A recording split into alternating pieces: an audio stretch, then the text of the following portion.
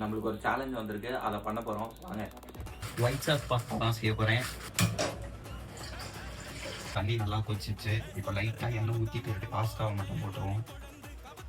கொஞ்சோண்டு உப்பு போடணும். நிறைய போட்டேன்னு நினைக்கிறேன்.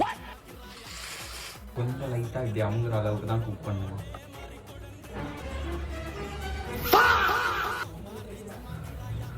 வெந்துருச்சு. பாஸ்தா ரெடி ஆயிடுச்சு. லைட்டாக அப்படியே எண்ணெய் ஊற்றி ஓரமாக எடுத்து வச்சுவோம்.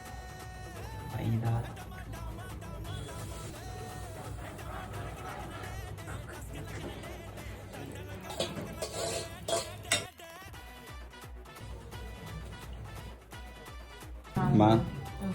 சாப்பிட்ட எப்படி இருக்குன்னு சொல்லுங்க. பாஸ்தா மட்டும் லைட்டா வெந்திருக்கும்ல. சேலஞ்ச் முடிஞ்சிருச்சு. பாஸ்தா செஞ்சாச்சு. சாப்பிட்டோம், பார்த்தேன். எங்கள் அம்மாவும் நல்லா